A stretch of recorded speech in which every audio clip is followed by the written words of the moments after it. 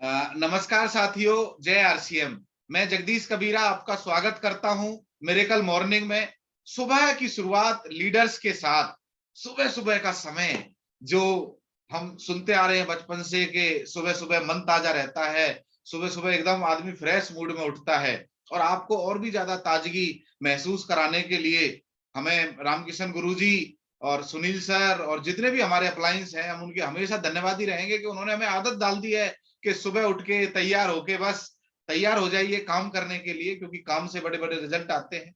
और हम एक एक करके बहुत सारे लीडर से मिलते जा रहे हैं। उनसे मार्केटिंग प्लान वो जैसे दिखाते हैं, उनसे उनका विजन क्यों कर रहे हैं वो आरसीएम, वो सब जानते हैं तो बड़ा अच्छा लगता है। और मैं खुद इतना एक्साइटेड हो जाता हूँ कि कहाँ तो हम तैयार नहीं थे और आज ऐसे ऐसे लोग लीडर्स आ रहे हैं, मतलब जबरदस्त। चाहे वो मान सिंह जी हों, बबलू चौधरी जी हों, एक एक लीडर, मैं किस किस का नाम लूं सर, एक एक लीडर जो मार्केटिंग प्लान और अपना विजन बता रहे हैं, उनका विजन बहुत बड़ा है। और ये वो लोग हैं जो आगे चल के 2025 में पूरे इंडिया को लीड करेंगे। उस समय आपको महसूस होगा कि ये भी रॉयल्टी अचीवर थे। और आज ऐसे ही एक जाबाज लीडर का दिन है, उनके बारे में मैं बताऊंगा। बहुत कुछ नजदीकी से हमने उन्हें परखा है, जाना है, कई बार टेस्ट भी लिया है, और वो कमाल के लीडर हैं। उनके बारे में बताने के लिए मैं सबसे पहले चाहता हूं हमारे बीच में कुलदीप सैनी जी आ जाएं एक बार। कुलदीप सैनी जी, जेआरसीएम जी। कुलदीप सैनी जी,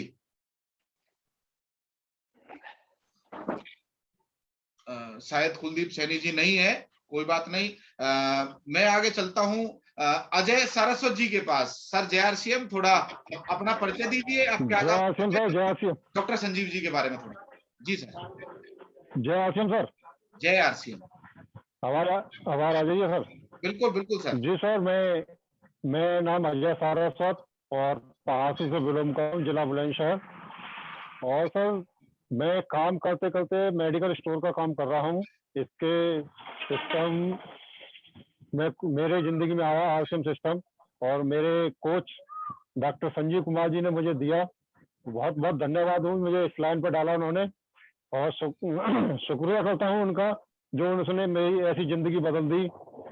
और डॉक्टर संजीव जी के बारे में क्या कहें कि वो एक हिंदुस्तानी सैनिक होता है सर, ऐसे है सर। उन्होंने पहासू के लिए इतना अपना बलिदान दिया है सर। उन्होंने न पीसी होते हुए भी इतना काम किया है उन्होंने कि पूरे क्षेत्र को कवर कर रखा है। और उसके बाद यहाँ पर पिन भी निकली, सिस्टम भी बढ़ा, और क्या कहें, उन्होंने इतनी बड़ी जिम्मेवारी ले ली है कि सर उन्होंने पीयूसी भी अपने नाम ले लिया है। पीयूसी का काम पूरा ले रहे हैं, और हम सबको भी चार्ज हर समय करते रहते हैं। हर हर सप्ताह में वो मीटिंग भी रखते हैं, और मीटिंग रखने के साथ सबको चार्ज करते हैं, सबको जानकारी देते हैं, हर प्रोडक्ट की जानकारी बताते हैं, हर लेवल वो चेंज कराते हैं कि भाई अब ऐसे नहीं, ऐसे करना है।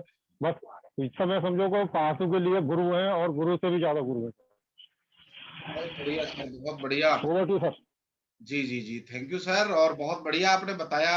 अब भी जबरदस्त तैयारी कर रहे हैं पासू टीम। और अब चलते हैं हम सर रति राम जी के पास। जय आरसीएम सर।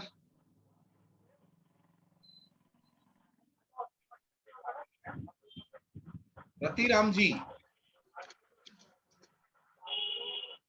सर अनम्यूट करें सर अपने आप को।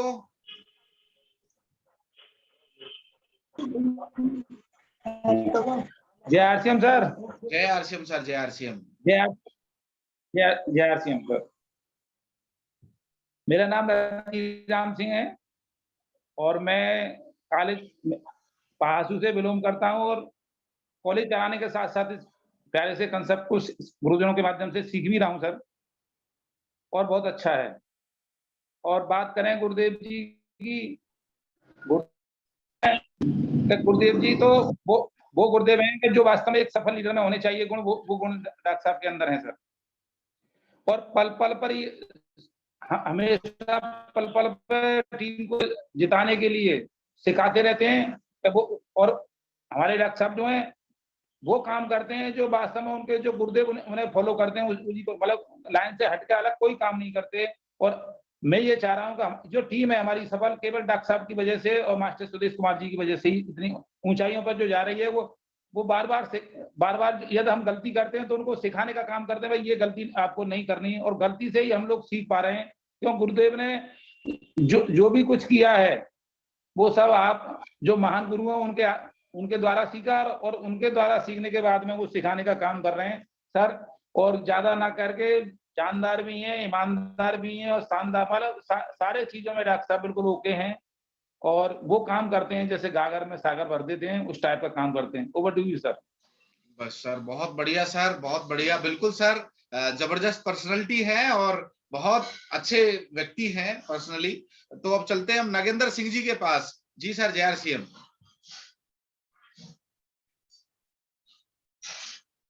नागेंद्र सिंह जी, जी सर। आवाज नहीं आ रही है सर आपकी।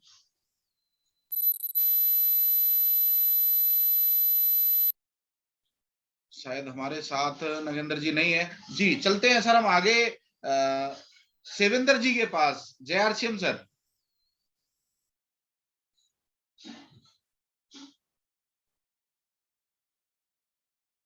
सेविंदर जी, चलो सेविंदर जी भी नहीं है तो हम फास्ट लेंगे सर, क्योंकि बहुत सारे लीडर नहीं है, वो केवल नाम से कनेक्ट हैं। ओके ओके जी। जी भीमसेन जी, JRCM।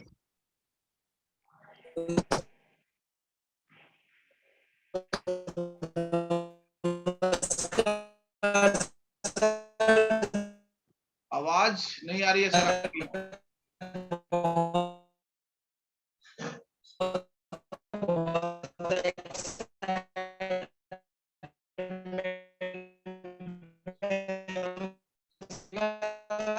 भीमसेन जी, आपकी आवाज नहीं आ रही है सर।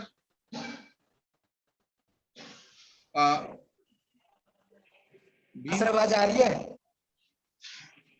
जी सर, अब आ रही है सही।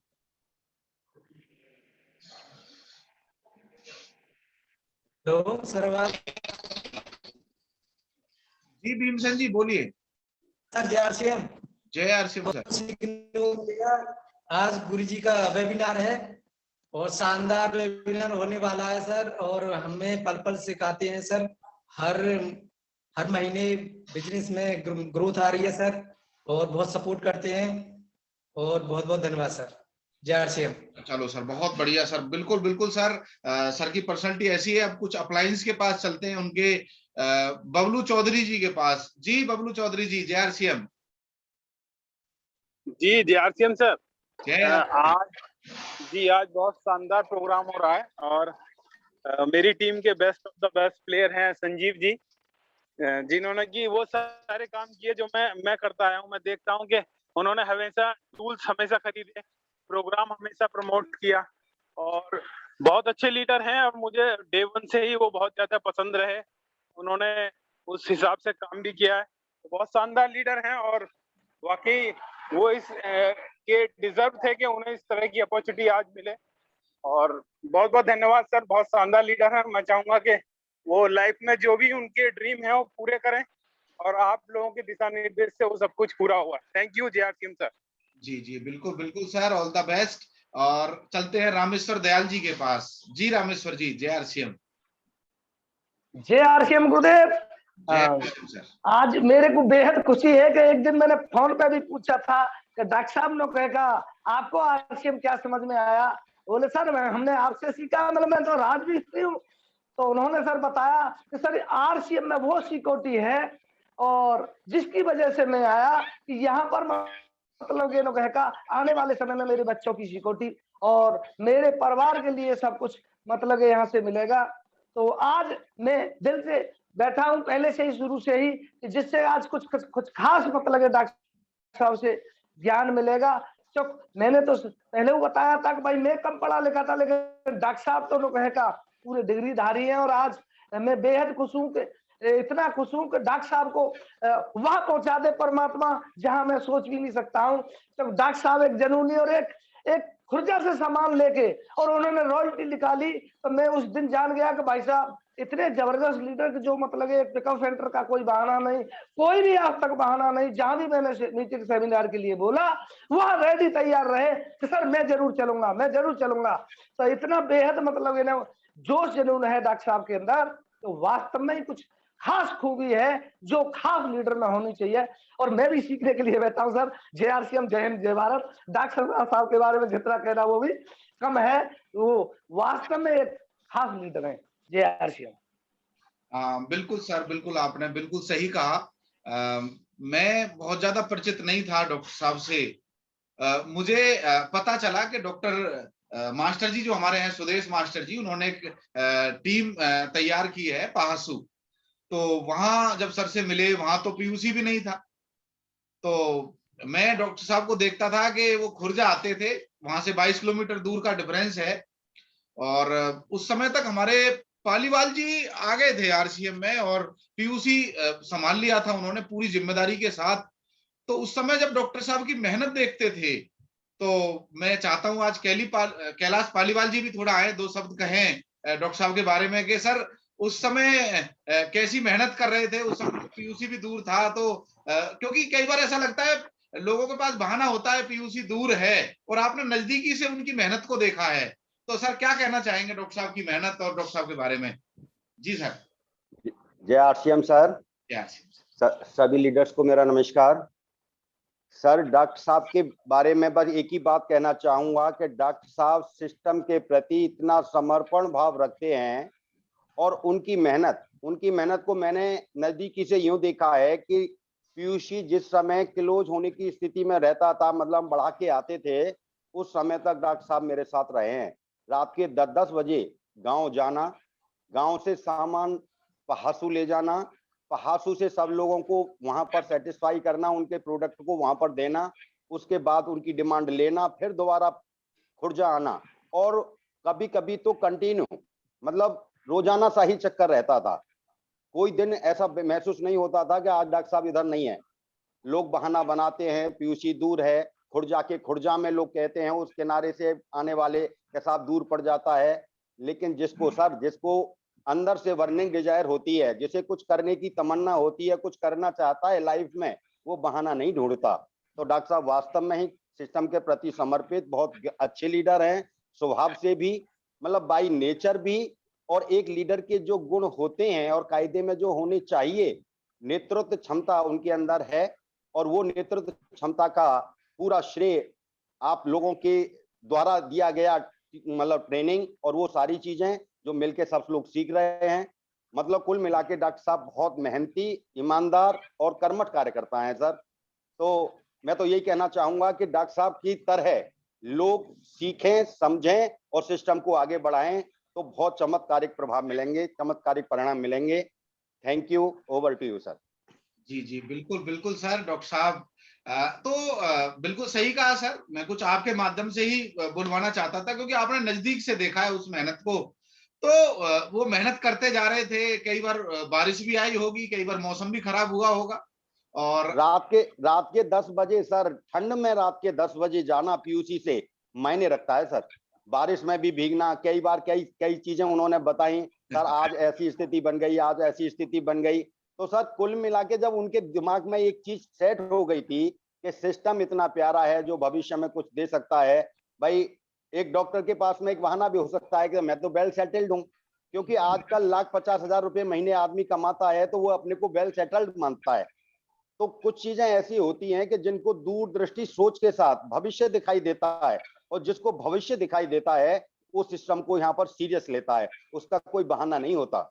बहानेबाज वो होते हैं जो सिस्टम को ना तो सीखना चाहते हैं, ना करना चाहते हैं, और भविष्य की उनकी कोई प्लानिंग नहीं होती, वो बहाना करते हैं। लेकिन अगर सिस्टम को सीख करके, और पारदर्शी सिस्टम है, इतना पारदर्शी सिस्टम है, अगर दूरदृष्टि सोच के साथ अगर किया जाए तो इससे बढ़िया सिस्टम मेरी नजर में कहीं नहीं है सर, किसी के पास नहीं है। RCM में अब किसी के लिए कुछ भी बोलने के लिए बाकी नहीं रह गया है। मैं तो ये कहता हूं, अगर किसी के पास कुछ हो बोलने के लिए तो वो बताए, उसका सबका जवाब हमारे पास है। बिल्कुल बिल्कुल। Thank you. Over to you sir. जी जी, बिल्कुल आपका सेशन हम जल्दी रखेंगे सर।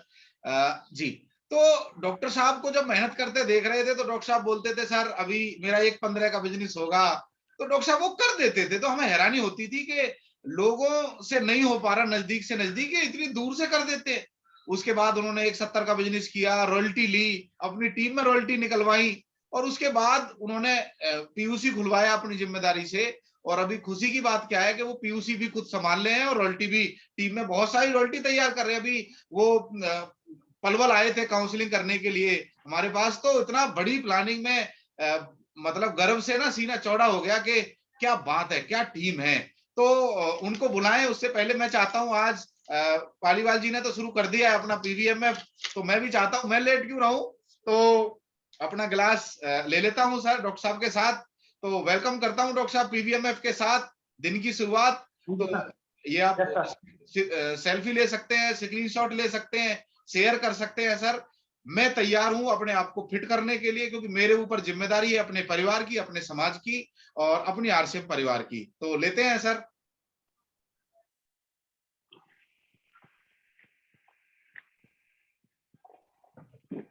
मैं तो ये कह रहा था, मैं सर भूल गई थी कि पीवीएफ की बात करना, तो भैया रखा है तो मैं इसका नहीं नहीं नहीं सर, भूले नहीं है। और इसके बिना दिन की शुरुआत मजा नहीं आता सर।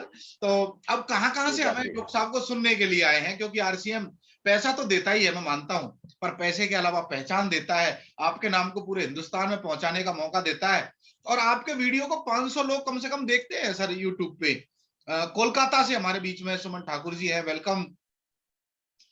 खुर्जा से हैं, पहासू से हैं, पहासू फरीदाबाद से ज्योति सिंह जी, खुर्जा, टप्पल, कलकत्ता, वेरी गुड, कलकत्ता। अभी बहुत सारे लोग लिख रहे हैं, सुमित जी रोहतक से, मुनि अरनिया से, पलवल से, प्रेम बाबू पहासू से, very good very good, welcome करता हूं। हताना से डॉक्टर महावीर जी हैं, वेलकम डॉक्टर साहब। तो आज डॉक्टर साहब बहुत रिलेट करेंगे सभी आपस में। एक आर्थो के डॉक्टर जो बैठे बैठाए 50,000 60,000 कमा लेते होंगे, कासना से हमारे बीच में है, उन्हें क्या समझ में आया आरसीएम? ठीक ठाक तो चल रहा था क्लिनिक, क्या जरूरत रही उन्हें बेकार में 25 किलोमीटर जाके चाय लेके आते होंगे, नमक लेके आते होंगे, तो लोग पागल तो जरूर बोलते होंगे कि पेस्ट लेने कहाँ जा रहे हो डॉक्टर साहब, कहाँ किन चक्करों में फंस गए। अच्छी डिग्री है उनके पास, अच्छा क्लिनिक है उनके पास। पुतुल शर्मा जी कोलकाता से, तो कुछ तो उनसे भी बोला होगा, क्या क्या उन्होंने सुना होगा। तो टाइम वेस्ट ना करते हुए मैं डिजिटल तालियों के बीच में बुलाने जा रहा हूं हम सभी के हर दिल अजीज। और इस साल में उनके बड़े बड़े टारगेट है, टीम में रॉयल्टी बहुत सारी आ रही हैं, तो सीनियर रॉयल्टी अचीवर मैं कहूंगा उनसे हमारे डॉक्टर संजीव जी को। सर डॉक्टर साहब वेलकम सर, वेलकम। आपका विज्ञान सब कुछ आज आपका दिन है sir. Thank you sir, thank you sir. जय आरसीएम गुरुदेव। ग्रेट, जय आरसीएम। और गुरुदेव श्री मान जगदीश कबीरा जी के लिए एक बार डिजिटल ताली बजाएं, जिन्होंने मुझे इस प्लेटफॉर्म पर लाने की काबिल समझा। Welcome sir, welcome. और मैं उन सभी गुरुदेवों के लिए भी ताली चाहता हूँ जिनकी वजह से आज मैं इस सिस्टम में यहाँ पर खड़ा हूँ। तो और एक बार मैं सर माननीय मिस्टर सुदेश कुमार मास्टर जी और उनकी मैडम और उनके पूरे परिवार के लिए ताली चाहता हूँ, क्योंकि उन्हीं की वजह से सर मैं हूँ, पूरे परिवार की वजह से आज यहाँ पर। Great great great great. तो sir myself doctor Sanjeev Kumar और पहासू से हूँ, और ये खुर्जे के पास में पड़ता है, छोटा सा कस्बा है सर, और उत्तर प्रदेश में है। बहुत अच्छी खासी जिंदगी चल रही थी सर। मेडिकल कॉलेज में पढ़ाई भी कर रहा था और छोटी छोटी अपनी प्रैक्टिस पेशेंटों को देख करके पूंजी भी कमाता था, क्योंकि 2 भाई हैं और छोटा भाई आर्मी में है और मैं बड़ा हूँ, तो बड़े की कुछ जिम्मेदारी ज्यादा होती है परिवार में। तो 2 ही भाई हैं और छोटा भाई तो घर पर रहता नहीं, क्योंकि वो आर्मी में है, वो पोस्टेड रहता था, तो जिम्मेदारी कुछ ज्यादा थी। और अपने ऊपर एक ही जुनून था कि अपना एक नाम कमाना है, और शायद इस आरसीएम के अलावा शायद डॉक्टर का नाम थोड़ा सा सम्मान्य नाम है। तो इस तरह से जिंदगी चल रही थी। और माननीय मिस्टर सुदेश कुमार मास्टर जी, उनसे मेरी मुलाकात 1996 से है सर। कोई रिश्तेदारी नहीं थी, कुछ नहीं था, हॉस्पिटल में हमने जॉब करते थे दोनों एज ए दोस्त की तरह। और मैं बहुत रेस्पेक्ट करता था मास्टर, क्योंकि उनकी जो बातें थी ऐसी होती थी, उनके में सच्चाई झलकती थी। और तो उनसे लगता था मुझे कि हाँ ये हैं, कुछ हैं जिनसे मैं अपने मन की बात भी कर सकता हूँ। सर होता है ना एक व्यक्ति जिससे हम अपने मन की बात कर सकते हैं, तो वहाँ चलता रहा सब। तो हम वहाँ से अलग हुए। मास्टर साहब की जॉब भी चल रही थी अच्छी, और मास्टर साहब मुझे लगता था कि सरकारी टीचर होने के बावजूद भी एक नौकरी करते हैं छोटी सी, क्योंकि उस टाइम सर मेरी जो सैलरी थी वो 500 रुपये थी। तो सर 500 रुपये मुझे बहुत अच्छे लगते थे, क्योंकि वो मेरी खुद की मेहनत के थे। मैं अपनी मेहनत के पैसे से हर कुछ करना चाहता था, अपने सपने बड़े करना चाहता था। मैं चाहता था कि मेरा नाम पिताजी के नाम से मुझे ना जाना जाए, मेरे नाम से पिताजी को जाना जाए। क्योंकि सर अपनी मेहनत से जो होता है, अपनी मेहनत से जो कमाई हुई दौलत होती है, उसको खर्च करने में सर बहुत ही मजा आता है। तो ये मैं मेडिकल कॉलेज में था और अपनी क्लिनिक मैंने छोटी सी खोल रखी थी, रेंट पे ले रखी थी। वहां से जब आता था तो क्लिनिक पर आकर के अपने कुछ पेशेंट देखता था। थोड़ा सा समय रहता था कि मेडिकल कॉलेज जाने के बाद आने के बाद करीब 2 महीने वहां तो 10 दिन मेडिकल कॉलेज अपनी क्लिनिक पे रहता था। तो मास्टर साहब से बीच बीच में महीने में 2 महीने में मुलाकात होती थी। एक बार मास्टर साहब किसी वजह से क्लिनिक पर आए और वो इधर जा रहे थे, तो पासू पहले से ही आते थे, मेरे पास आए और उन्होंने बताया था कि मैं एक ऐसा सिस्टम, एक ऐसा बिजनेस कर रहा हूँ जिसमें बहुत आनंद आता है। तो थोड़ा सा क्योंकि आनंद में मजा, मैं पहले से ही अपने आप को खुश रखता हूँ। मतलब कभी भी कितनी भी टेंशन हो जाए, कितनी परेशानी हो जाए, मगर अंदर से कभी टेंशन नहीं लेता, क्योंकि टेंशन तो आनी है। मैं सोचता हूँ टेंशन तो आनी है सर, ये चैलेंज होते हैं और जो आते रहते हैं। मैंने किताब में पढ़ा था कि जब भी कोई चैलेंज आए तो समझ लो कोई आगे बड़ा काम होने वाला है, क्योंकि सर प्रकृति चेक करती है पहले ये व्यक्ति इस काबिल है क्या नहीं, जिस कदम को हम आगे बढ़ा रहे हैं, उसके बाद में प्रकृति ही साथ देती है। तो मुझे लगता था कि मास्टर आते थे और मास्टर प्लानिंग बताते थे, और क्योंकि मेरे पास पेशेंटों की ज्यादा संख्या थी उस टाइम, अब तो सर मैं थोड़ा सा सीमित कर दिया है। उस टाइम पेशेंटों की संख्या ज्यादा थी, मास्टर 2-2 घंटे मेरे पास इंतजार करते थे, और उसके बाद में किसी तरह से मैं वहाँ बेसमेंट था, रेंट पर मेरी क्लिनिक थी, तो बेसमेंट में ले जाके मास्टर को तसल्ली से आपस में बात करते थे। मैं इस वजह से बात नहीं करता था कि ये मुझे बिजनेस समझाने आए, बशर्ते कि वो दिल का रिश्ता था मास्टर साहब से कुछ, तो इसीलिए उनको टाइम देना बहुत जरूरी था। फिर पेशेंट ऊपर आ जाते थे, मास्टर कहते ठीक है आप अपनी पेशेंट देखो। मास्टर साहब ने बीच में सिक्योरिटी बताई थी मुझे जब प्लान देते थे, मेरे को समझ में नहीं आया था प्लान क्या है कैसे है, क्योंकि ऑलरेडी मेरे घर पर कैंटीन से सामान आता था।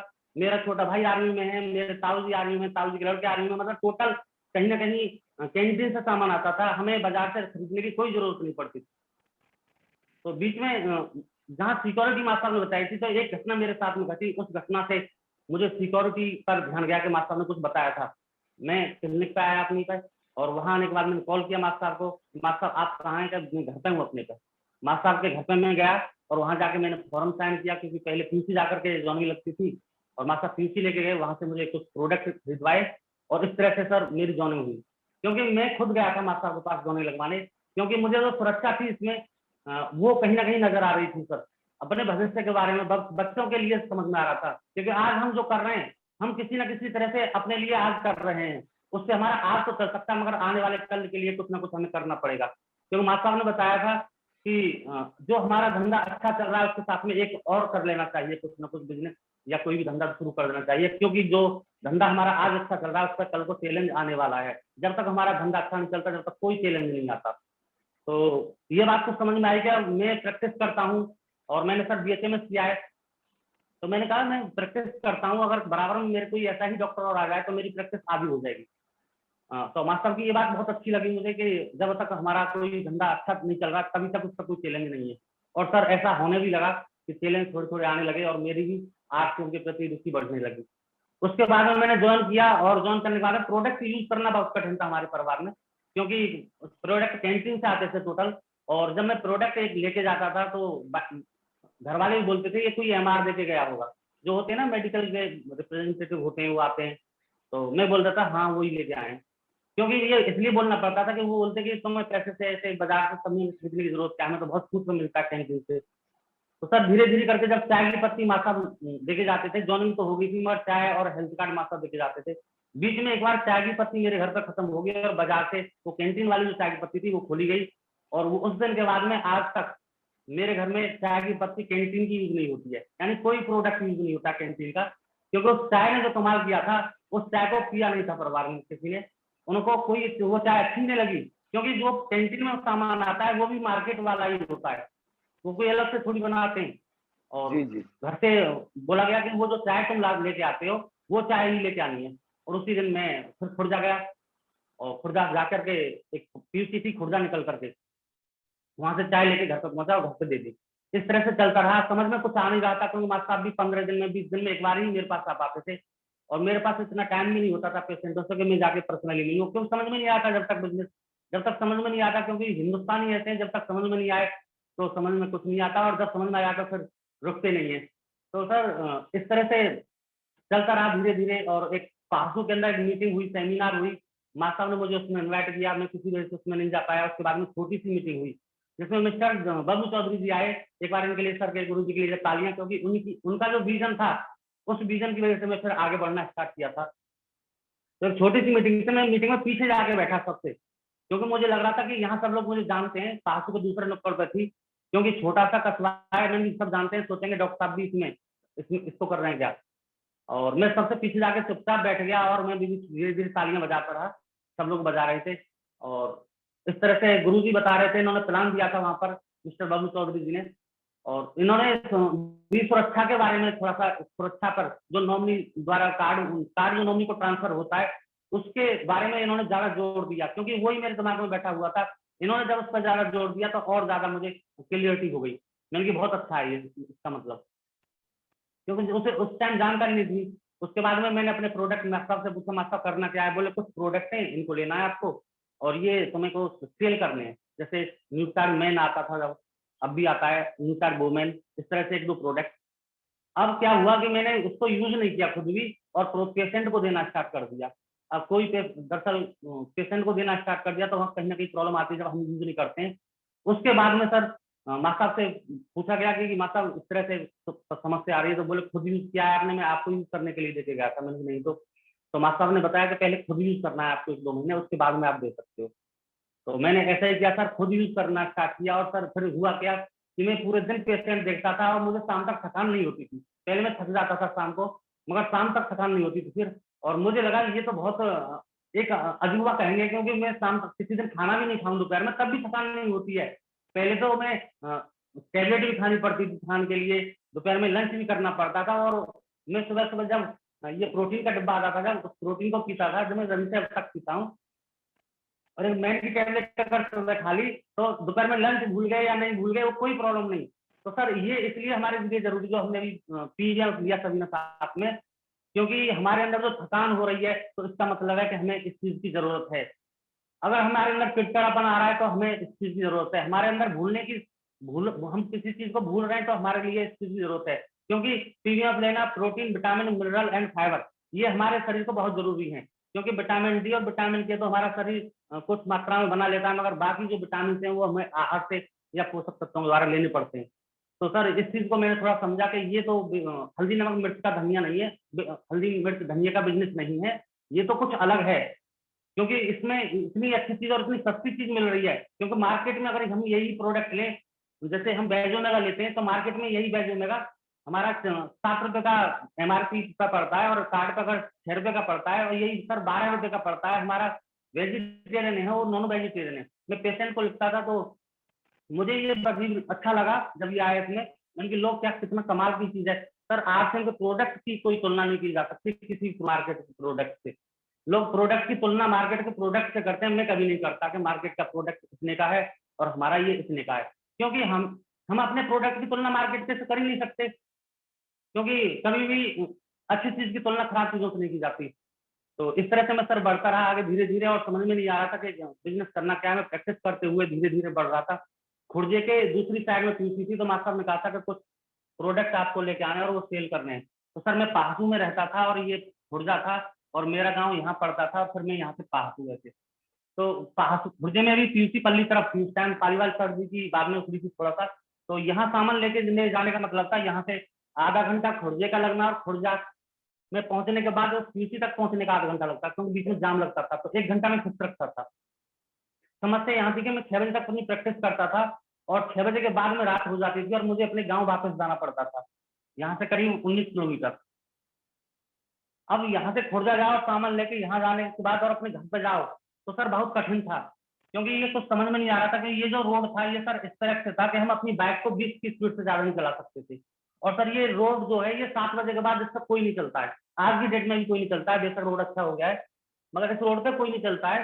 तो कुछ ना कुछ दिमाग में ऐसा लग रहा था कि अपने अंदर कुछ करने का तो है मगर ये समझ में नहीं आ रहा था। और सर एक बार गुरुजी ने खुर्जा में एक मीटिंग हुई थी और उस मीटिंग में मिस्टर बबू चौधरी जी जोर जोर से बोल रहे थे, उसको देखने का मौका मिला और उस में एंटर करने के लिए मुझे बहुत मशक्कत करनी पड़ी अंदर में एंटर करने के लिए, क्योंकि सर जैसे भी पहुंचा तो वहां बताया गया 30 रुपए देने आपको। मैंने कहा हम तो मास्टर साहब ने बुलाए, तो बोले नहीं आपको 30 रुपए देने।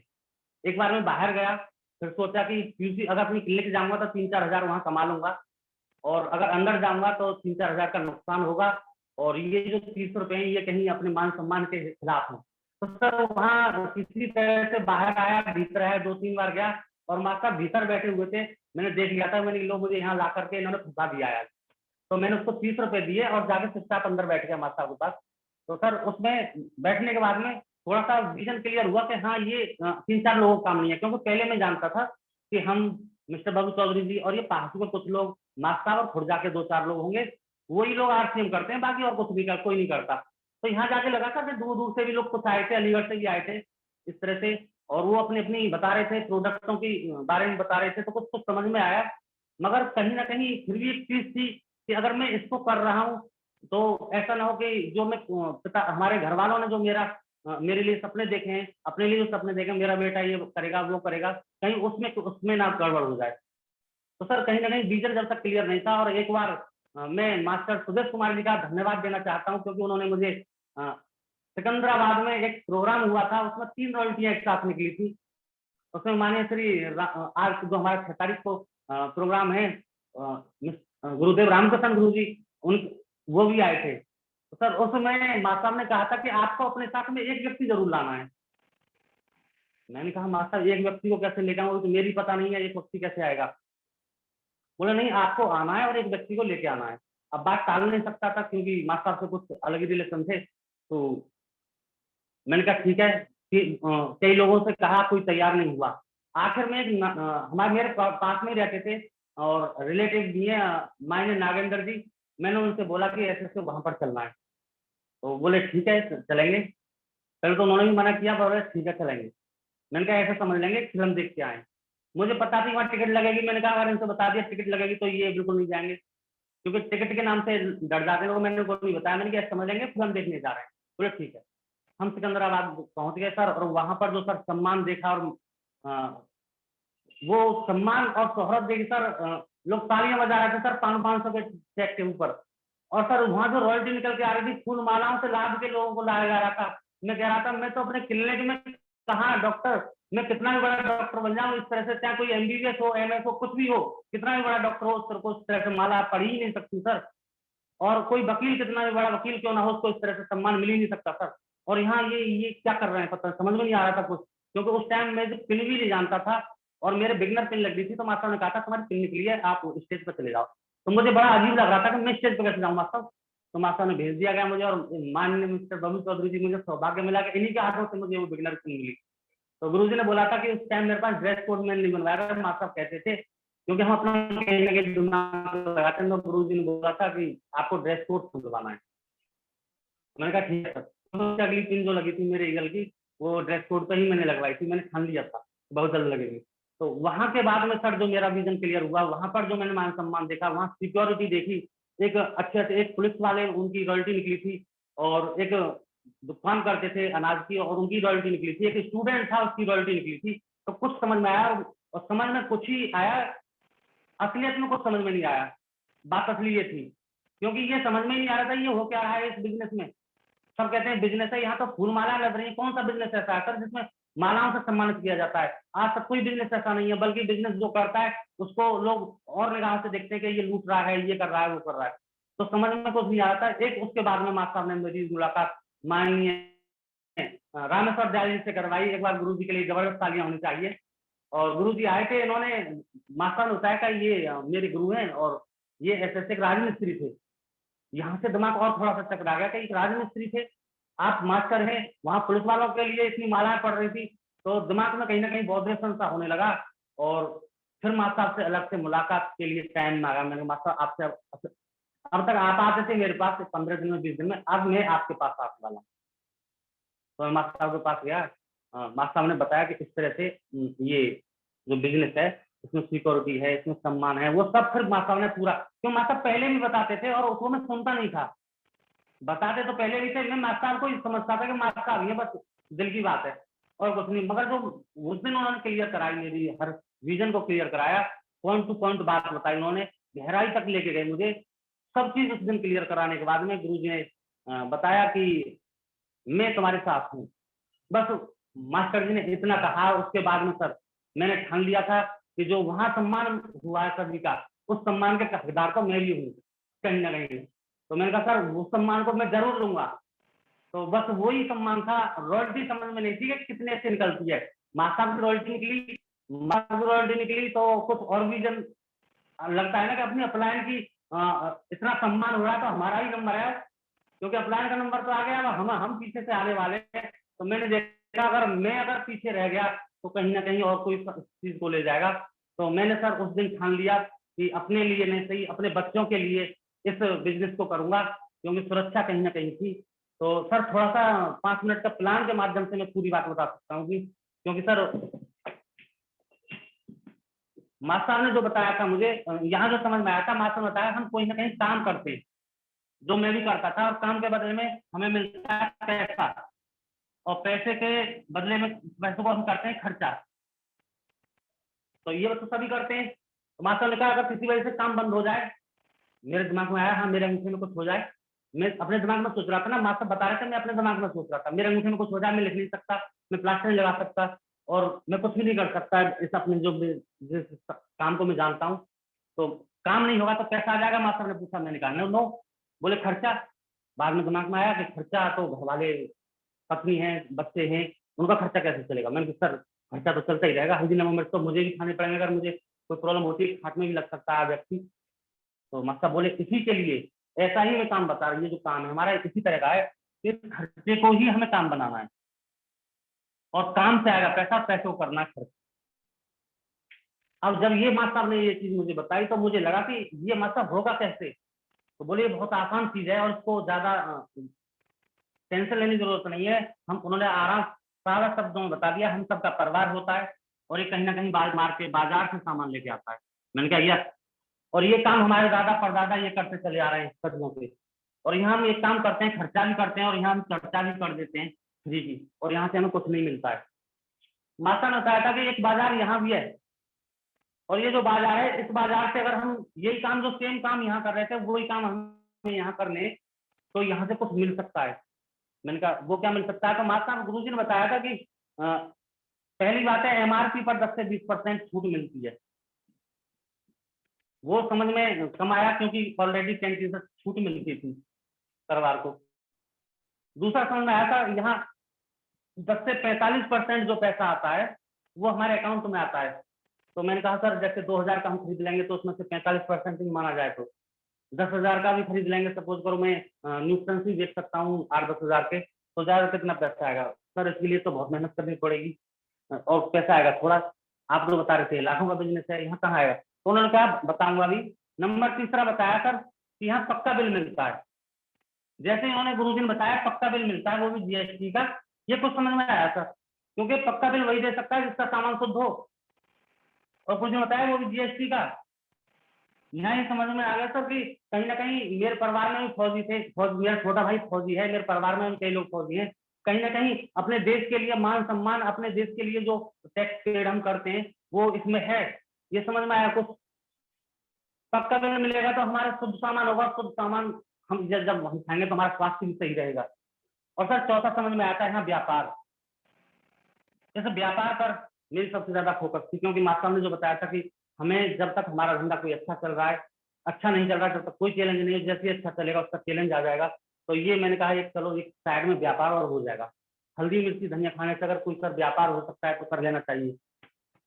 तो सर आगे बताता हूँ। सर ने मैंने पूछा सर से कि सर ये बताइए कि ये पैसा आखिर आता कैसे, कहाँ से आता है, कंपनी अपने घर से देती है, कहाँ से देती है, महंगे प्रोडक्ट देती है। बोले नहीं हम सब ग्राहक हैं कहीं ना कहीं, और ग्राहक कहाँ सामान लाता है, पड़ोस की दुकान से, और ये कहाँ से लाते हैं, थोक वाले से, ये थोक वाले कहाँ से लाते हैं, एजेंसी से, और एजेंसी वाले कंपनी से, और कंपनी कराती सर प्रचार। सर मेरा थोड़ा लेख अलग है, तो जल्दी जल्दी लिखता हूँ, तो इसलिए सर साफ नहीं आता है, तो मैं बता सकता हूँ, इसमें समझ नहीं आया तो प्रॉब्लम नहीं। तो गुरुजी ने दोबारा से यहाँ कर देता हूँ। तो सर ये एजेंसी और ये सब कंपनी प्रचार कराती है, जो टीवी पर ऐड के माध्यम से और अखबारों में जो ऐड आता है। तो यहाँ तक समझ में आया। तो गुरुजी ने बताया था कि ये जो बीच में ये जो सिस्टम बना हुआ है, अंग्रेजों का सिस्टम है, और ये जो 50 रुपए का माल है, कंपनी 100 रुपए में, 50 रुपए कंपनी माल बनाती है, ग्राहक को 100 रुपए में पड़ता है, क्योंकि बीच में ऐड करने वाले भी हैं, ये भी लोग हैं, ये भी बीच में बैठे हुए हैं, ये भी कुछ इनको भी चाहिए। तो ग्राहक और कंपनी, ग्राहक जिसका गिरा हुआ है उसको नाम ऐसा दिया गया है, हम भी कहीं ना कहीं ग्राहक थे, और इसके बच्चों को भी ये ग्राहक पाल रहा है, इसके बच्चों को भी ये ग्राहक पाल रहा है, इसके बच्चों को भी ये ग्राहक पाल रहा है, इसलिए ये सबका भगवान है। लिखा होता है ना दुकान पर, ग्राहक ही भगवान है, मगर इसके बच्चों की किसी को इनको परवाह नहीं होती है।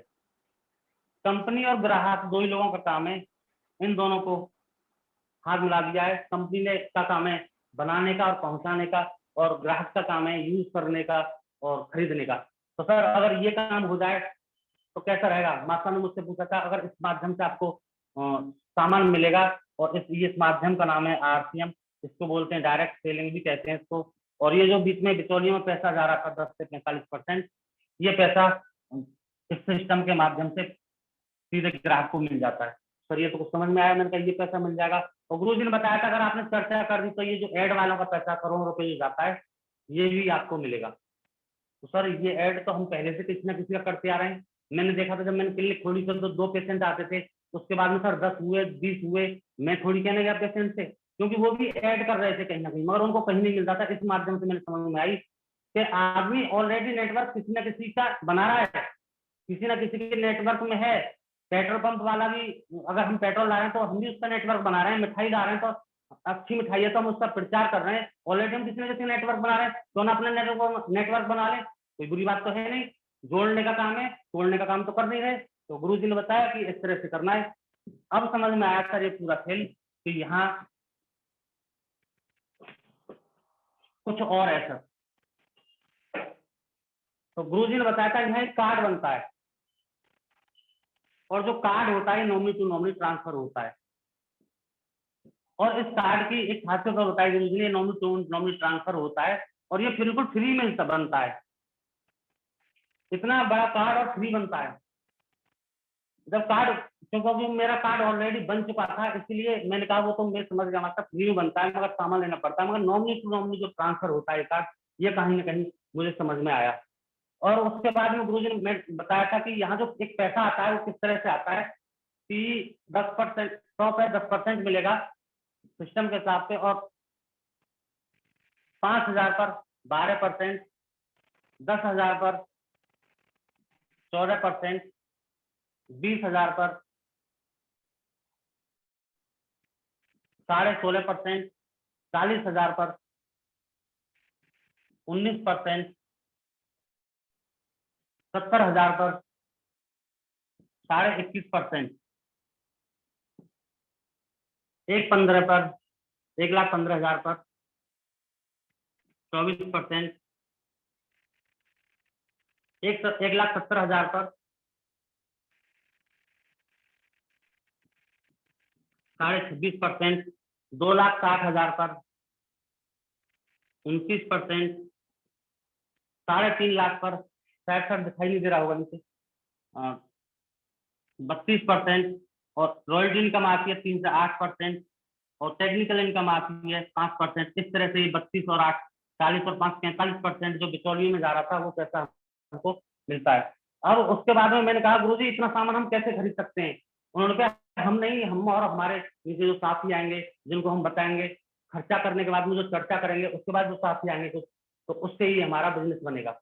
यहाँ एक रॉयल्टी इनकम जो समझ में आई थी, ये समझ में आई थी क्योंकि मैं देख चुका था। फिलहाल मैंने बाद में गुरुजी का अच्छी तरह से बाद में समझा था, क्योंकि मैंने जोड़ने का काम स्टार्ट कर दिया था पहले। गुरुजी ने बताया था कि इसमें जोड़ना पड़ता है। गुरु जा रहे थे 20 दिन में, जब तक मेरी कोई टांग पकड़ में 2 लोग जोड़ता था, टांग पकड़ के नीचे 2 लोग दौड़ता था जब तक गुरुजी आते, जब तक मैं बिल्कुल डाउन।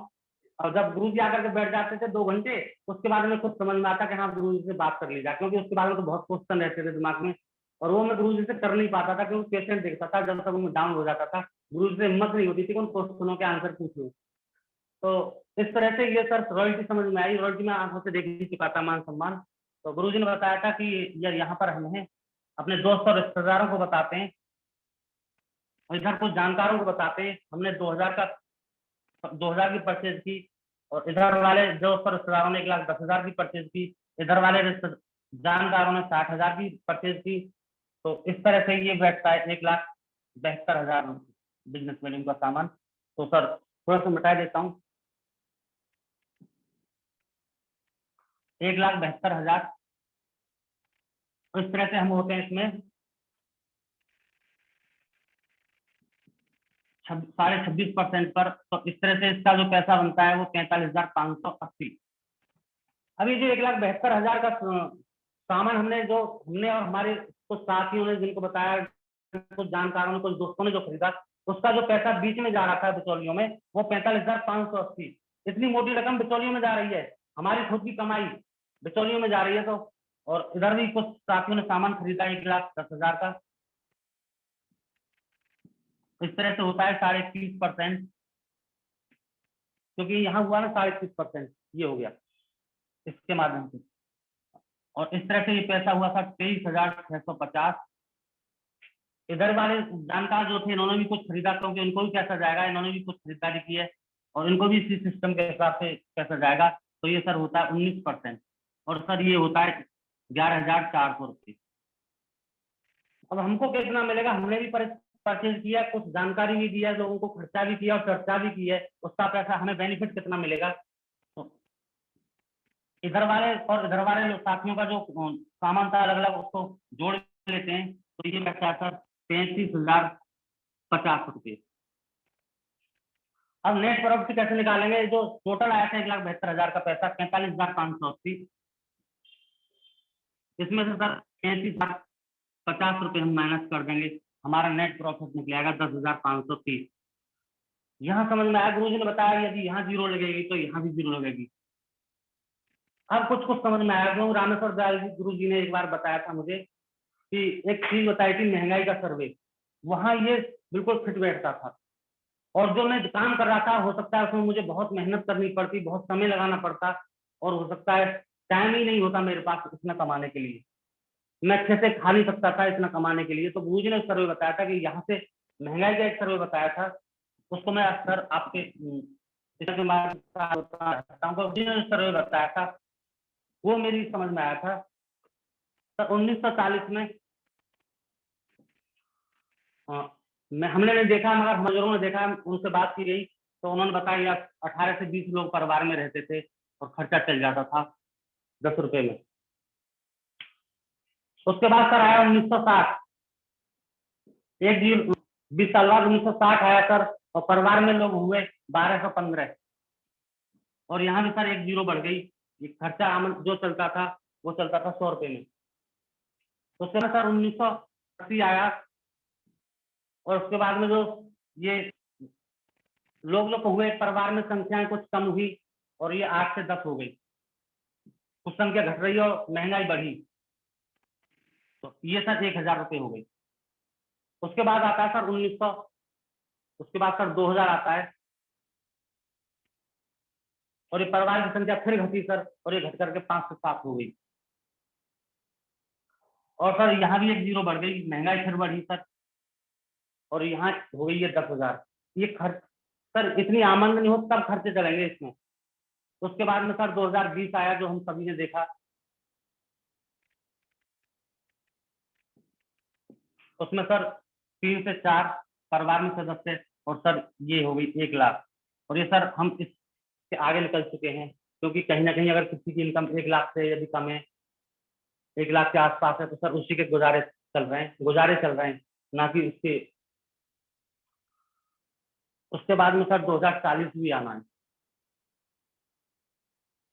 परिवार में सदस्यों की संख्या पता ही नहीं सकते, क्योंकि बच्चा एक है, होगा भी या नहीं, क्योंकि अगर इनकम को देखते हुए, खर्चों को देखते हुए सोच ही नहीं सकते क्योंकि इतनी इनकम होने के लिए फिर एक बच्चे के लिए इतना जरूरी भी है, तो सर खर्च इनकम कितनी होनी चाहिए, तो सर 1 जीरो बढ़ाएंगे तो 10 लाख हो जाएगी।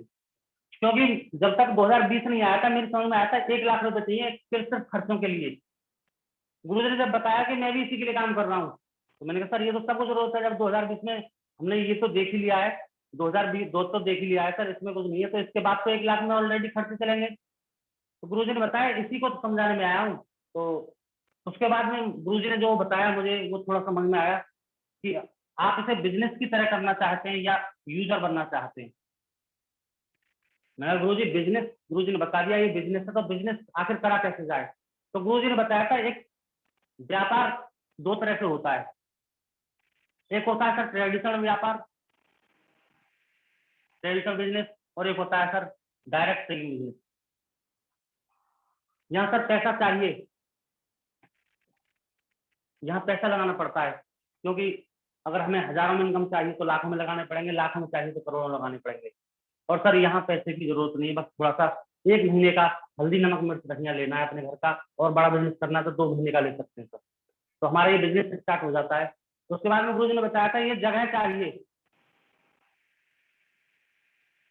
इस बिजनेस को करने के लिए हमें जगह चाहिए, तो बिना जगह के तो होगी नहीं। और इस बिजनेस के लिए कोई जरूरी नहीं जगह हो, केवल हमारी दीवार पर एक डिस्प्ले वॉल बन सकती है, उसमें हम अपने 1-2 महीने का प्रोडक्ट रख सकते हैं, उसी से हमारा बिजनेस स्टार्ट हो सकता है। तो सर इसमें कोई जगह, कोई जरूरी नहीं है, डायरेक्ट सेलिंग में कोई जरूरी नहीं है। उसके बाद में सर अनुभव, ये मुझे बहुत अच्छी चीज लगी, क्योंकि सर यहाँ अनुभव की जरूरत होती है। जिस काम को मैं कर रहा था वहां भी अनुभव की जरूरत होती है, मगर यहाँ कोई जरूरी नहीं है अनुभव है या नहीं हमको, क्योंकि यहाँ ऑलरेडी जो गुरु देव है सभी अपनी अपलाइन है, जितनी सीनियर साथी है वो सभी अनुभव हमको बताते रहते हैं, इसलिए यहाँ कोई जरूरी नहीं सर अपना दिमाग लगाने की, कोई जरूरत नहीं है अनुभव की कोई जरूरत नहीं है। समय सर ये सबसे मेन इंपॉर्टेंट इसमें मुझे लगा, क्योंकि समय, जिसके पास पैसा है उसके पास समय नहीं है, जिसके पास समय है उसके पास पैसा नहीं है। क्योंकि यदि अगर मैं अपनी प्रैक्टिस ही करता हूँ तो प्रैक्टिस ही करता रहूँ और मुझे उससे अगर इनकम डबल चाहिए तो सर मुझे ओवर टाइम भी उस पर अपना काम करना पड़ेगा। इस तरह से नौकरी वाला भी अगर उससे ज्यादा पैसा चाहिए तो ओवर टाइम ड्यूटी करता है। तो सर यहाँ समय की जरूरत है, और यहाँ सर समय लगाना पड़ेगा बहुत मामूली सा। और जैसे मैंने समय लगाया सर, बहुत छोटा सा समय लगाया, बहुत मामूली सा,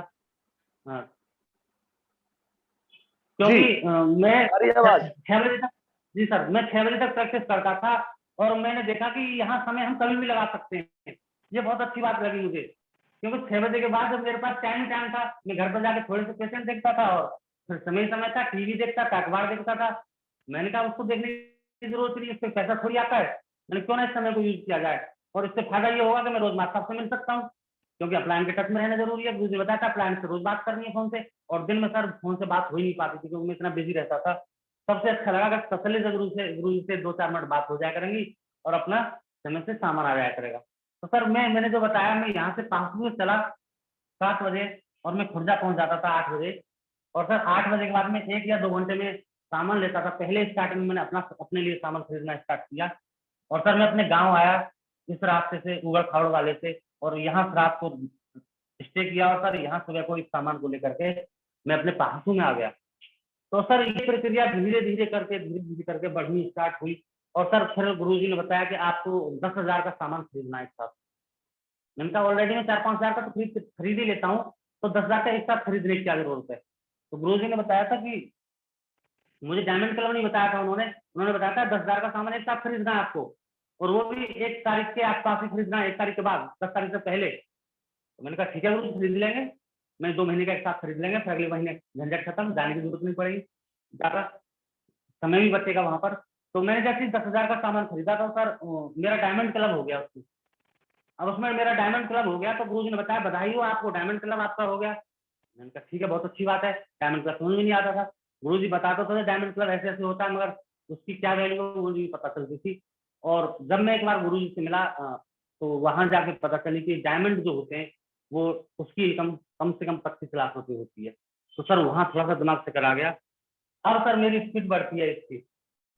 सर ये स्पीड जो थी इस तरह से थी कि एक बार मैं खुद जाके सामान लेके आ रहा था, और पीछे सर नमक का कट्टा था, उसके ऊपर बिज की पेटी थी। और मैं अंधेरे में सर इसलिए भी जाता था कि स्टार्टिंग में मुझे ऐसा लगता था कि लोग देखेंगे तो मेरी टांग पकड़े ज्यादा खींचेंगे, मुझे डर लगता था। तो टांग पकड़े ज्यादा खींचते थे, अरे यार तुम क्या करने लग गई है, तुम्हारे पास अच्छा खासा प्रैक्टिस चल रही है। तो यहाँ दोनों का बढ़ती, एक तो समय भी था उस टाइम मेरे पास, और दूसरा मेरे टांग खींचने वाले कम मिलते थे रात को। तो यहाँ से मैं थोड़ी देर से जब मैं 10 बजे चलता था, करीब ठंड के टाइम में भी 11 भी बज जाते थे, किसी किसी दिन 11:30 भी बज जाते थे। और सर इस रोड पर जाने में मेरी हालत जो होती थी वो मुझे ही पता है, क्योंकि जब मैं घर पहुंचता था पता चलती थी तुमसे पहले एक बाइक लूटी गई है, अगले दिन किसी दिन पता चलता था तुमसे बाद में जो आए थे उसके बाद में एक व्यक्ति आया था, उसकी बाइक लूटी गई है, उसके पैसे छीने गए। तो सर मैं इस बिजनेस को परमात्मा की देन इसलिए मानता हूँ कि सर ऐसी कोई घटना उस टाइम पे मेरे साथ नहीं बनी। तो सर मैं देखता था कि सब लोगों के साथ में ये घटना घट रही है, मेरे साथ आकर क्यों नहीं घटती, क्योंकि सर कहीं ना कहीं मैंने देखा कि ये लोगों से जोड़ने का बिजनेस है, और कुछ हो सकता है मैं जो सामान लेके जा रहा हूँ इससे किसी ना किसी की परिवार की, किसी ना किसी की रोजी चल सकती है, कोई कहीं ना कहीं परेशान होगा, हो सकता है 10,000 20,000 उससे आ सकते हैं। इसलिए सर मैं थोड़ा थोड़ा इसमें अपना सहयोग करना स्टार्ट किया, क्योंकि कहीं ऑलरेडी हम पैसा तो कमा ही रहे हैं कहीं ना कहीं, और उसके साथ में यदि हम कोई पुण्य का भी काम करना जरूरी है। तो मैं इसे परमात्मा की देन मानता हूँ। मैं इसका नाम RCM का, जैसे राइट कॉन्सेप्ट मार्केटिंग सब बोलते हैं, मैं इसे बोलता हूँ सर रामचरितमानस। मेरे लफ्जों में ये शब्द हैं इसके लिए। सर ये जो चीज थी,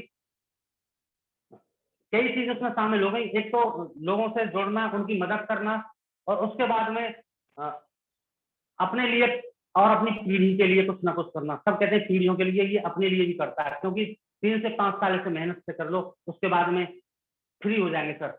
और उसके बाद में लाइफ जो जी जाती है सर, गुरुदेव मान्य जगदीश कबीरा जी सर जी के अभी मिले तो सर वहां गए, थोड़ा सा विजन कर दिया, बस सपने बड़े हो गए सर जब से।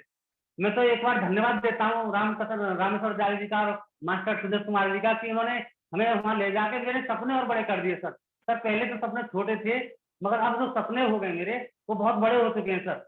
तो सर अब और मेहनत करनी पड़ेगी मुझे। और सर इस तरह से ये सिलसिला चलता गया, और आज पहली बार मुझे मैं पहासू का रोल टेक्योर बन गया। और मुझे उस टाइम पहले जो खुशी थी, अब मुझे लगता है कुछ और बड़ा करने लगा, कि अभी कहीं ना कहीं चूंकि गुरुजनों के माध्यम से मैं उसको सीख रहा हूँ, और मेरे ऊपर बहुत बड़ी कृपा है परमात्मा की कि हमें ऐसे गुरुदेव दिए, माननीय मिस्टर जगदीश कबीरा जी, जो एजुकेशन में मैंने देखा सर, मैंने बहुत लोग देखे एजुकेशन में, हमारी जो टीम है वो एजुकेशन में इसलिए फास्ट है क्योंकि हमारे साथ में माननीय मिस्टर जगदीश कबीरा जी हैं, उनका हाथ है उनके ऊपर। और सर माननीय मिस्टर सुधीर शर्मा जी का, उनके जबरदस्त तालियां, उनका हाथ है हमारे ऊपर, जिससे हम हर वक्त चार्ज रहते हैं। एक बार सर रामेश्वर जाल जी के लिए और मास्टर सुदेश कुमार जी के लिए तालियां होनी चाहिए, क्योंकि एक राजमिस्त्री जब इस बिजनेस को कर सकते हैं तो मैं भी कर सकता हूँ। एक मास्टर इस बिजनेस को करने में शर्म महसूस नहीं कर रहे, खुर्जा से पसीने में घटाते थे, मेरे पास आते थे और पसीने में कर रहते थे। जब एक मास्टर AC में बैठ सकता है ड्यूटी करने के बाद में, 60-70 हजार कमाने के बाद में, और वो मेरे पास पसीने में कर होकर आया, तो करने लायक बिजनेस है। तो सर जी जान से जुट जाऊंगा। अभी तो सर मुझे लगता है मैं कहीं ना कहीं थोड़ा सा मैं अपने अंदर कमी महसूस करता हूँ, क्योंकि मैं जिस क्षेत्र में रहता हूँ, जहाँ मेरा गांव है, वहां पर नेटवर्क की प्रॉब्लम रहती है, क्योंकि शाम को गुरुजी ने बोला था 8 बजे मीटिंग होती है, उसमें आपको कनेक्ट रहना है। तो सर मैंने ऑलरेडी स्टे कर दिया पहासू में, क्योंकि जब तक मैं अपनी टीम में रॉयल टीम की भरमार नहीं कर दूंगा तब तक मैं चैन से नहीं जाऊंगा, एक सैनिक की तरह अड़ा रहूंगा। घर वाले बोलते हैं कि तुम इस तरह से इतनी मेहनत क्यों कर रहे हो, रात में दिन में लगे रहते हो। मैंने कहा एक मेरा भाई भी है छोटा, वो बॉर्डर पर खड़ा हुआ है, वो भी मेहनत करता है, वो भी घर नहीं आता 6 साल। तो सर मैं भी उसी की तरह की जावा सिपाही बन रहा हूँ, और इसीलिए मैं पीछे नहीं हटता, क्योंकि सर आज अगर फोन आ जाए पाकिस्तान इंडियन आर्मी के किसी सैनिक के पास कि पाकिस्तान से युद्ध होने वाला है, तो सर क्या वो घर में बैठा रहेगा? नहीं बैठ सकता। इसी तरह से सर हमारी टीम में सितंबर में रॉयल टीम निकलने वाली है, तो क्या मैं बैठ जाऊं? नहीं बैठ सकता सर। बाहर वो दुश्मनों से लड़ रहा है, मैं अंदर अपने जो दुश्मन है उनसे लड़ रहे हैं सर। तो जय हिंद, जय RCM, जय भारत। Thank you sir. बहुत बहुत बढ़िया सर, बधाई हो। आपने बहुत अच्छा प्लान दिखाया, विजन क्लियर किया, और जैसा कि रिवाज है हम प्रोग्राम का एंड एक कहानी के साथ करते हैं। आज की कहानी बहुत कुछ आपको रियलाइज करा सकती है। एक बार एक आदमी था, वो जंगल में गया, तो कोई कुत्ता उसके पास आया, तो जैसा आप जानते ही है कि भूख लगती है तो आदमी खाता है, तो उसको भी डाल दिया थोड़ा सा। तो जब उसे एक रोटी डाल दी तो वो अपने असली रूप यानी देवता के रूप में आ गए और उन्हें वरदान दिया कि भाई तुमने मेरी इच्छा की पूर्ति की है, मैं तुम्हें इच्छा पूर्ति का वरदान दे देता हूं। तो जैसे ही इच्छा पूर्ति की हुई तो उसने बोला काश इस जंगल में मैं ये रोटी खा रहा हूं प्याज से, तो काश ये 56 भोग की खाना हो जाए। तो उसने बढ़िया 56 भोग का खाना खाया और सब कुछ बढ़िया। अब जैसे ही वो ये सोच रहा था तो उसके मन में उसने सोच लिया, इच्छा क्या रख दी कि कहीं इतना अच्छा खाना खा के मुझे नींद आ गई तो, और फिर मुझे शेर खा गया तो। और जैसे ही उसने ये सोचा तो उसे थोड़ी देर बाद नींद आ गई और उसे सच में ही शेर खा गया। तो दोस्त, वास्तव में ही जो आप प्रबल इच्छा रखते हो आरसीएम से पूर्ति होती है। कुछ लोग इच्छा रखते हैं कि मुझे रॉयल्टी चाहिए, उनकी रॉयल्टी की इच्छा पूर्ति होती है यदि वो प्रबल इच्छा है तो। यदि वो इच्छा रखते हैं मुझे टेक्निकल जाना है तो टेक्निकल हो जाते हैं। कुछ लोग इच्छा रखते हैं कि मुझे उस कॉलोनी में नहीं रहना, अपना पता बदलना है, तो भगवान जरूर उनकी इच्छा पूर्ति करता है। कुछ लोग इच्छा रखते हैं कि मुझे 2 पहियों से 4 पहिए की में आना है, तो वो इच्छा भी पूर्ति होती है। और अगर आप इच्छा रखते हैं कि मेरी टीम में रॉयल्टी अचीवर्स की बाढ़ आ जाए, 10-10 रॉयल्टी अचीवर शुरुआत में हो जाएं, मैं खुद रॉयल्टी अचीवर बन जाऊं, मेरी टीम में टेक्निकल आ जाएं, तो वो इच्छा भी पूर्ति होगी, बशर्ते आपको उस इच्छा पे यदि प्रबल विश्वास हुआ तो वो इच्छा जरूर पूर्ति करेगी। और ये महीना बहुत काम का महीना है, अगस्त का महीना। हमें सितंबर में जो भी बड़े बड़े टारगेट लेने हैं, इस महीने नींव रखी जानी है। केवल इच्छा से बात नहीं बनेगी, उसके लिए हमें अपने साथ एक्शन भी करना पड़ेगा। तो आपको शुभकामनाएं हैं इस सितंबर की एनिवर्सरी के लिए। हम कल फिर एक लीडर से मिलेंगे, पर तब तक मैं ये चाहता हूं आज कुछ लीडर से डायमंड क्लब आप करवा लीजिए, अपने हिस्से का लिस्ट बना लीजिए, क्योंकि 6 तारीख को रामकिशन गुरुजी खुर्जा आ रहे हैं बहुत दिनों के बाद। संभावित रॉयल्टी अचीवर्स का प्रोग्राम रहेगा सुबह 10 बजे से, और उसके बाद 2:30 बजे से प्रोग्राम रहेगा ग्रेटर नोएडा में महेंद्र जी के यहाँ पे। वो भी संभावित रॉयल्टी अचीवर, तो सभी समय से पहुंचे, डायरी पेन के साथ पहुंचे और अपनी वो जो लिस्ट है लीडर सुपरफास्ट की और ऊपर वालों की, वो लिस्ट बना के पहुंचे कि आप कहां जा रहे हैं। क्या कहीं ऐसा ना हो गुरुदेव के सामने भी आपकी जबान लड़खड़ा जाए, मैं वो नहीं चाहता। 11 तारीख को गुरुदेव पलवल में रहेंगे, तो आपके पास पूरा मौका है बड़े से बड़ा काम करने का। हम आपको बड़े बड़े लीडर से मिलवाते रहेंगे जो हमारी टीम के सीनियर लीडर हैं। Thank you very much. जय आरसीएम। जय आरसीएम। हम शाम को अपलोड कर देंगे, आप देख पाएंगे। जय आरसीएम।